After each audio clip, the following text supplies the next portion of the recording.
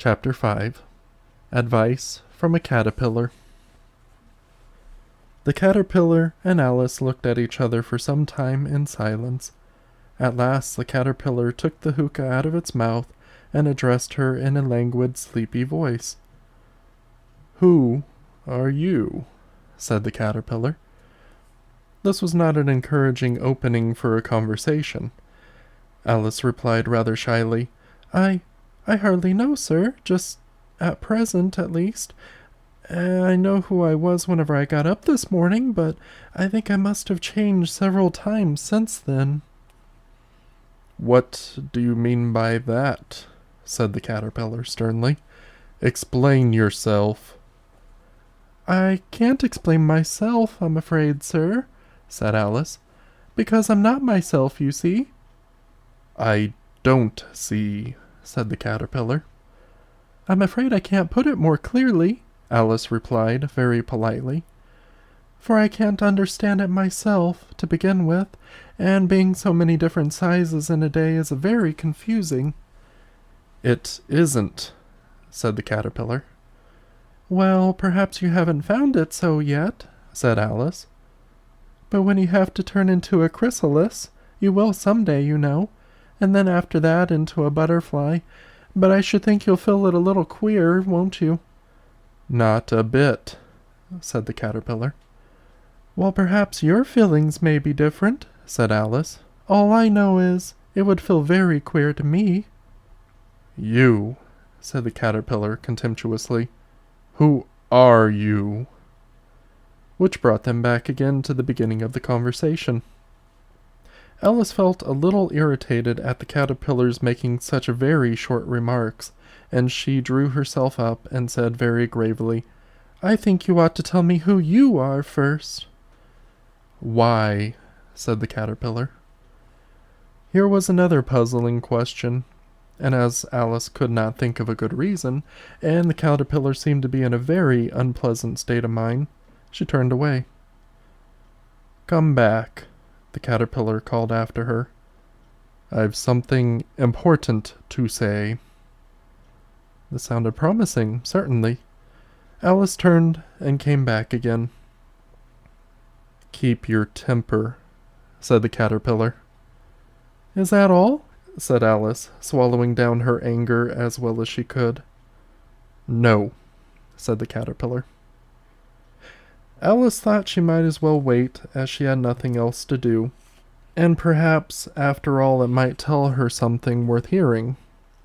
For some minutes it puffed away without speaking, but at last it unfolded its arms, took the hookah out of its mouth again, and said, "So you think you're changed, do you?" "I'm afraid I am, sir," said Alice.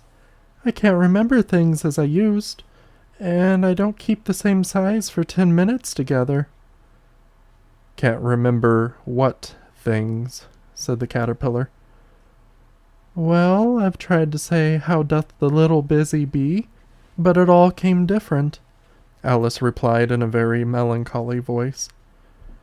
"Repeat, 'You are old, Father William,'" said the caterpillar. Alice folded her hands and began. "You are old, Father William," the young man said, "and your hair has become very white, and yet you incessantly stand on your head. Do you think at your age it is right?" "In my youth," Father William replied to his son, "I feared it might injure the brain. But now that I'm perfectly sure I have none, why I do it again and again." "You are old," said the youth, "as I mentioned before, and have grown most uncommonly fat. Yet you turned a back somersault in at the door. Pray, what is the reason of that?" "In my youth," said the sage, as he shook his grey locks, "I kept all my limbs very supple. By the use of this ointment, 1 shilling the box. Allow me to sell you a couple?" "You are old," said the youth, "and your jaws are too weak for anything tougher than suet. Yet you finished the goose with the bones in the beak. Pray, how did you manage to do it?" "In my youth," said his father, "I took to the law, and argued each case with my wife. and the muscular strength which it gave my jaw has lasted the rest of my life." "You are old," said the youth. "One would hardly suppose that your eye was as steady as ever. Yet you balanced an eel on the end of your nose. What made you so awfully clever?" "I have answered 3 questions, and that is enough," said his father. "Don't give yourself airs. Do you think I can listen all day to such stuff? Be off, or I'll kick you downstairs." "That is not said right," said the caterpillar. "Not quite right, I'm afraid," said Alice timidly. "Some of the words have got altered." "It is wrong from beginning to end," said the caterpillar decidedly, and there was silence for some minutes. The caterpillar was the first to speak. "What size do you want to be?" it asked. "Oh, I'm not particular as to size," Alice hastily replied. "Only one doesn't like changing so often, you know." "I don't know," said the caterpillar.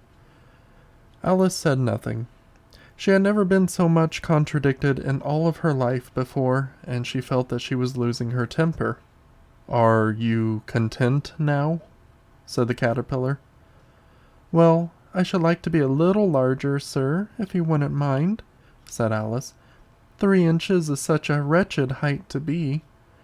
"It is a very good height indeed," said the caterpillar angrily, rearing itself upright as it spoke. It was exactly 3 inches high. "But I'm not used to it," pleaded poor Alice in a piteous tone. And she thought to herself, "I wish the creatures wouldn't be so easily offended." "You'll get used to it in time," said the caterpillar, and it put the hookah into its mouth and began smoking again. This time Alice waited patiently until it chose to speak again. In a minute or two the caterpillar took the hookah out of its mouth and yawned once or twice, and shook itself. Then it got down off the mushroom and crawled away into the grass, merely remarking as it went, "One side will make you grow taller, and the other side will make you grow shorter." "One side of what? The other side of what?"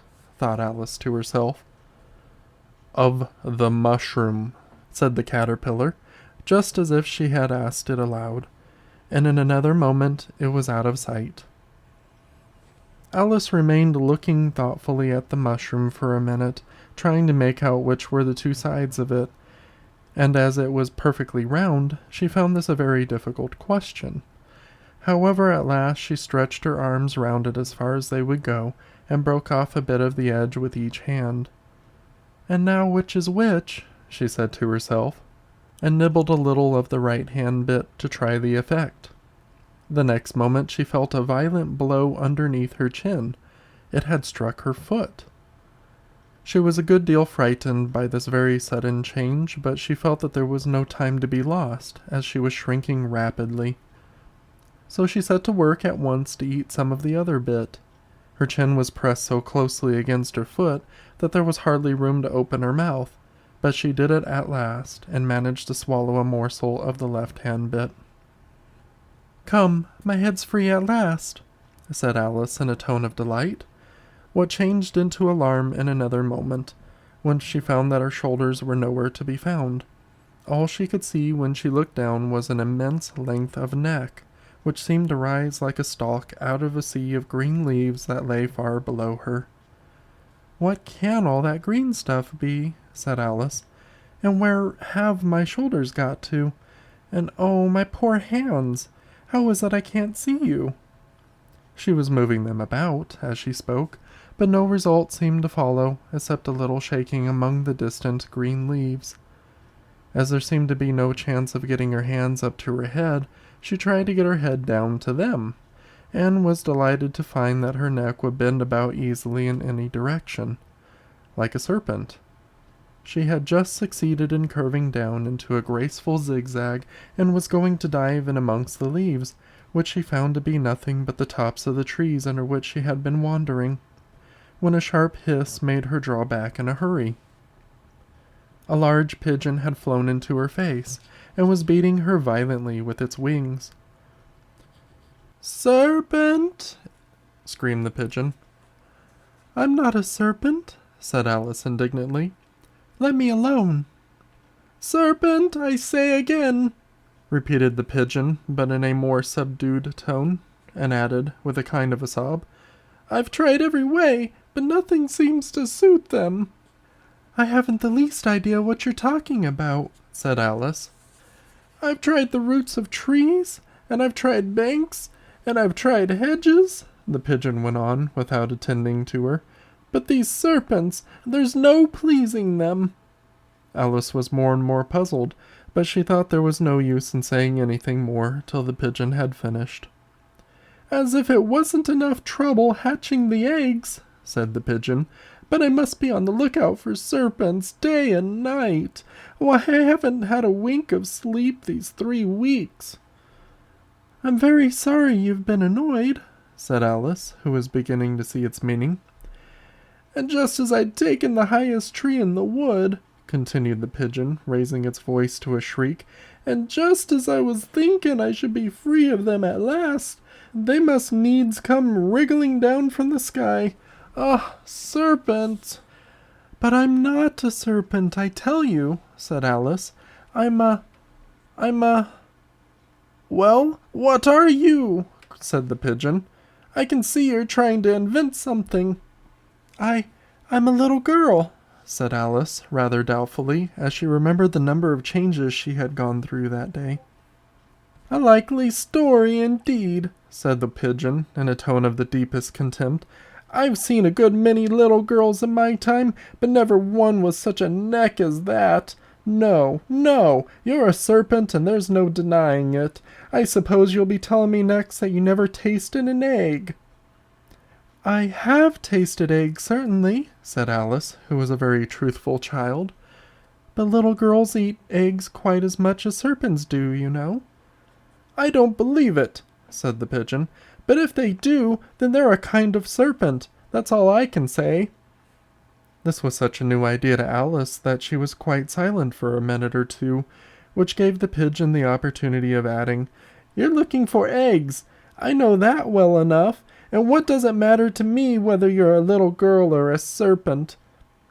"It matters a good deal to me," said Alice hastily, "but I'm not looking for eggs, as it happens, and if I was, I shouldn't want yours. I don't like them raw." "Well, be off then," said the pigeon in a sulky tone, as it settled down again into its nest. Alice crouched down among the trees as well as she could, for her neck kept getting entangled among the branches, and every now and then she had to stop and untwist it. After a while she remembered that she held the pieces of a mushroom in her hands, and she set to work very carefully, nibbling first at one and then at the other, and growing sometimes taller and sometimes smaller, until she had succeeded in bringing herself down to her usual height. It was so long since she had been anything near the right size that it felt quite strange at first. But she got used to it in a few minutes, and began talking to herself as usual. "Come, there's half my plan done now.